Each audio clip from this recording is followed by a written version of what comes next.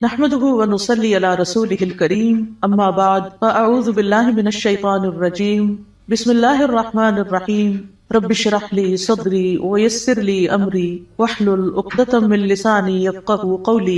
قرآن مجید کا آغاز سورۃ الفاتحہ سے ہوتا ہے جو قرآن مجید کی سب سے افضل سورت ہے۔ نبی صلی اللہ علیہ وسلم کسی سفر میں تھے تو ایک آدمی آپ کے پاس اترا۔ وہ کہتا ہے کہ نبی صلی اللہ علیہ وسلم نے اس کی طرف متوجہ ہو کر فرمایا، کیا میں تمہیں قرآن کے افضل حصے کے بارے میں نہ بتاؤں؟ پھر آپ صلی اللہ علیہ وسلم نے اس پر الحمدللہ رب العالمین کی تلاوت کی۔ سورۃ الفاتحہ ایک بے مثال سورت ہے۔ رسول اللہ صلی اللہ علیہ وسلم نے فرمایا، اللہ عز و جل نے ام القرآن فاتحہ جیسی سورت نہ تو تورات میں نازل فرمائی اور نہ ہی انجیل میں، اور یہی سبع مثانی ہے، اور اللہ تعالیٰ فرماتے ہیں کہ یہی سورت میرے اور میرے بندے کے درمیان تقسیم شدہ ہے، اور میرے بندے کو وہی ملے گا جو وہ مانگے گا۔ اعوذ باللہ من الشیطان الرجیم بسم اللہ الرحمن الرحیم۔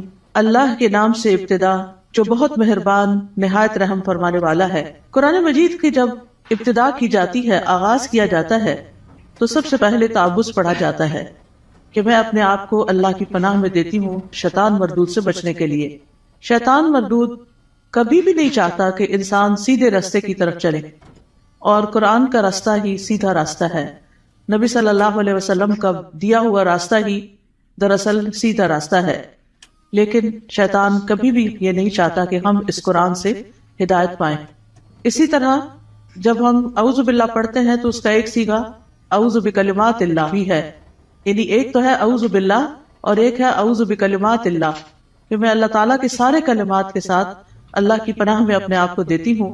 کیونکہ آپ دیکھیے کہ اللہ سبحانہ وتعالیٰ کی جو مختلف مخلوقات ہیں ان میں سے یعنی شیاطین تو بری مخلوق ہیں، لیکن اس کے ساتھ ساتھ فرشتے جو ہیں وہ اچھی مخلوق ہیں۔ تو انسان کو ایک طرف جہاں شیطان بہکاتا ہے تو وہاں دوسری طرف فرشتہ اس کے دل میں اچھا خیال بھی ڈالتا ہے، اور فرشتے جو ہیں وہ ہمارا دفاع بھی کرتے ہیں۔ تو اس لیے اللہ سبحانہ وتعالیٰ کی مدد کے ساتھ قرآن کا آغاز کرنا چاہیے۔ بسم اللہ الرحمن الرحیم سے اللہ کا نام لے کر جو کہ بہت مہربان نہایت رحم فرمانے والا ہے۔ الحمدللہ رب العالمین الرحمن الرحیم مالک یوم الدین ایاک نعبد و ایاک نستعین۔ سب تعریف اللہ تعالیٰ کے لیے ہے جو تمام جہانوں کا رب ہے، نہایت مہربان ہے، بار بار رحم فرمانے والا ہے، بدلے کے دن کا مالک ہے۔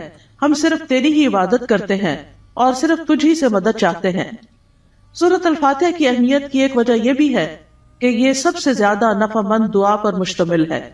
ابن تیمیہ کہتے ہیں کہ جب میں نے غور کیا کہ سب سے نفع مند دعا کون سی ہے تو بس وہ اللہ کی رضا کے کاموں پر مدد مانگنے کی دعا ہے کہ اللہ اپنی پسند کے کاموں پر ہماری مدد فرما۔ پھر میں نے سورۃ فاتحہ کی اس آیت ایاک نعبد و ایاک نستعین میں اس دعا کو پا لیا، اور اس میں دراصل انسان اللہ کی عبادت کی بات کرتا ہے کہ اللہ میں تیرا بندہ ہوں، تیری عبادت کرتا ہوں، تیری عبادت کرنا چاہ رہا ہوں۔ اور جیسا کہ آئندہ رمضان آ رہا ہے تو اس میں ہم عام دنوں سے زیادہ انشاءاللہ اللہ تعالیٰ کی عبادت کریں گے۔ تو یہ عبادت جو ہے یہ